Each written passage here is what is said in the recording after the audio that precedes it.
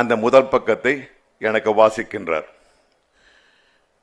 நிமிர்ந்த நடை, நேர்கொண்ட பார்வை, உதடுகளுக்கு மேலே உறைவிட்டு எழுந்த வாளிரண்டை பதித்தது போல மீசை, கம்பீரத்தை காட்டும் விழிகள், அவற்றில் கருணையின் சாயலையும் அன்பின் பொழிவையும் கூட காண முடியும்.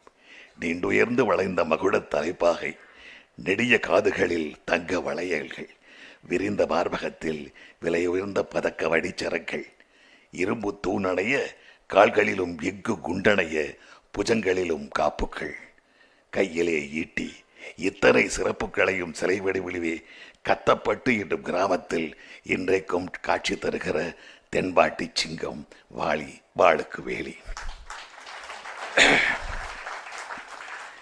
இது இல்லை, நீங்கள் அதை படித்து பாருங்க, அது போதும் அப்படின்னு சொல்லி அனுப்பிச்சிருக்கலாம்.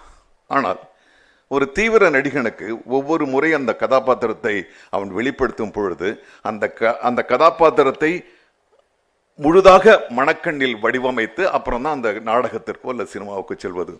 நான் இந்த மேடைக்காக சொல்லவில்லை. தென்பாண்டி சிங்கம் நடிக்கின்ற ஒவ்வொரு நாளும் கண்மூடி இந்த குரலைத்தான் நான் தியானித்தேன். தென்பாண்டி சிங்கத்தில் நான் சிறப்பாக நடித்திருந்தேன் என்றால் அதற்கு அடிப்படை காரணம் எழுதியவரே.